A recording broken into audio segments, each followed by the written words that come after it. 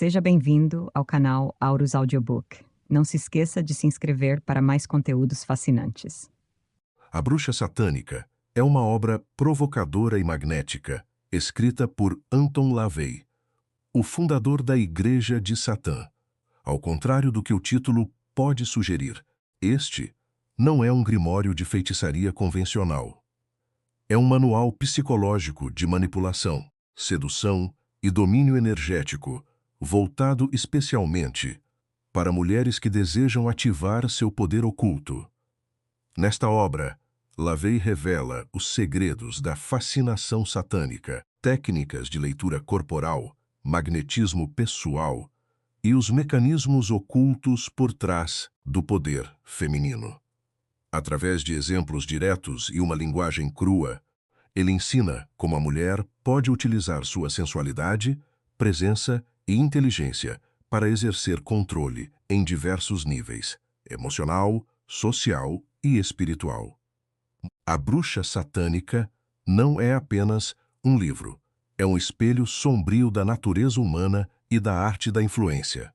Uma audição intensa para quem deseja compreender as forças invisíveis que moldam o comportamento e ativar seu lado mais instintivo e estratégico.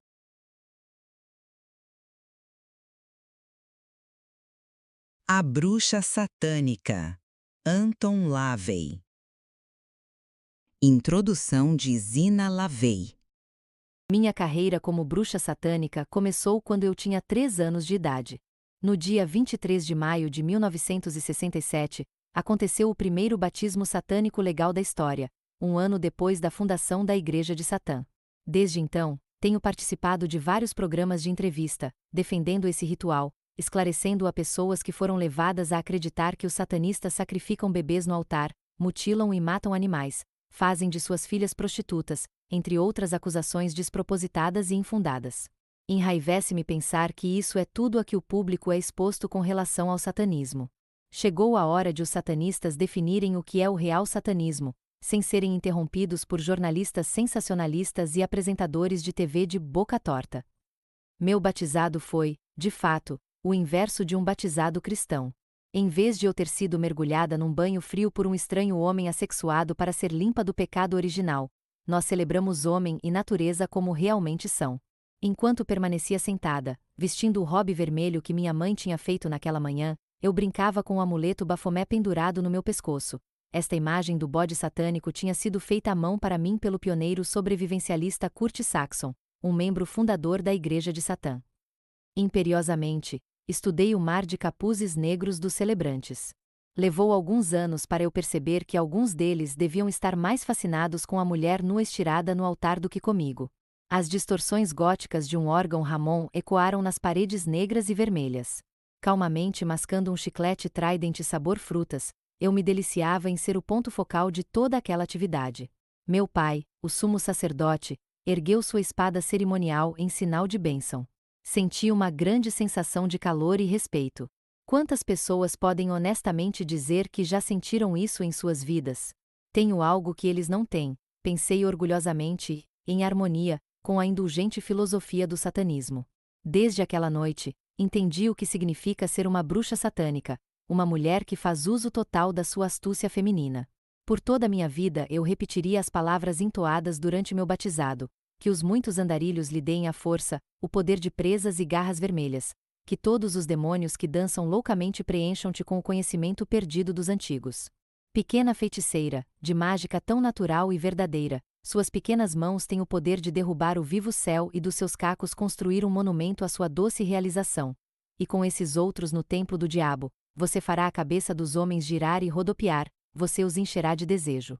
E assim dedicamos sua vida ao amor, à paixão e à realização, a Satã e ao caminho da escuridão, ao templo. Salve Zina! Salve Satã!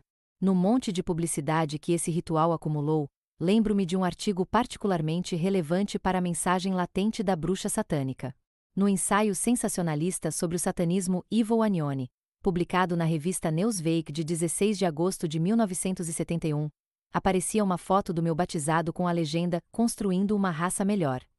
Essa legenda deu inspiração a um tema previamente proibido e que apenas agora pode ser totalmente explorado. A bruxa satânica é, entre muitas outras coisas, um manual para a procriação seletiva, um manual para a eugenia, a ciência perdida de se preservar os capazes de corpo e de mente enquanto se controla a população dos fracos e incompetentes. Ironicamente, aquele mesmo número da Newsweek trazia a feminista Gloria Steinem na capa, exemplificando a nova mulher.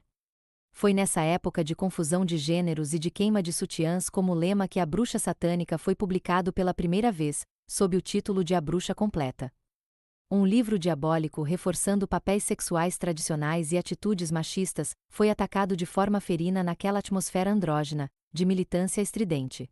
Lembro-me de criança perceber essa época como sendo completamente retrógrada. Os homens estavam ficando emasculados, as mulheres mais feias e os adultos em geral estavam tornando-se um sexo indeterminado em nome da liberação. Aqueles que queriam ser como Jimi Hendrix se juntavam com aquelas que gostariam de ser Janis Joplin. O unissex e o flower power borraram a distinção entre o homem e a mulher, criando um composto sintético que representava o pior de ambos os gêneros. Foi, provavelmente, a pior época e lugar na história para ser uma bruxa satânica em desenvolvimento. Outros grupos de bruxaria, menos corajosos, trilhando o caminho pavimentado pela Igreja de Satã, apareceram sob os holofotes e moldaram a percepção do público sobre aquilo que constituía uma bruxa. Os que buscavam algo não autêntico, bruxaria do tipo piquenique de domingo, juntavam-se aos montes a grupos de magia branca e vicanos. Por outro lado, as oficinas para bruxas da Igreja de Satã encorajavam as mulheres a explorar seus recursos próprios, os mais poderosos e naturais, para conquistarem suas metas pessoais. Com a nova pressão de se conformar à não conformidade, uma bruxa satânica tinha o seu trabalho moldado para ela.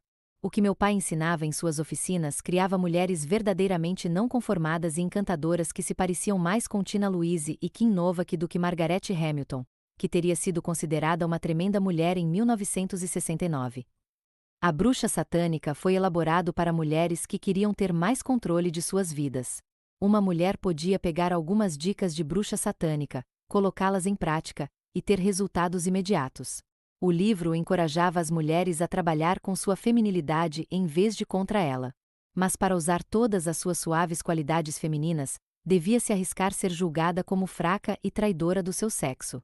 Para manipular-se, sem reservas, uma nova espécie de homens domesticados, masoquistas, tinha-se de ser considerada baixa e suja. Mesmo assim, aquelas que fizeram isso foram as mulheres mais fortes, mais determinadas e interessantes que conheci. Muito cedo descobri que havia facetas do comportamento humano que não podiam ser alteradas por novidades e tendências. Como bruxinha, eu era a única garota no primeiro ano que usava vestido. Se um dos meninos havia conseguido ter um vislumbre da minha calcinha, ou da falta dela, como foi o caso acidental num dia de maio, a celebração da primavera, o mastro de maio da fertilidade, o boato se espalhava, e lá na hora do intervalo eu tinha uma horda de meninos marchando atrás de mim no pátio da escola. Quando voltava para a classe, era saudada pelos olhares sujos das minhas colegas que ostentavam as calças e botas que mais estavam na moda.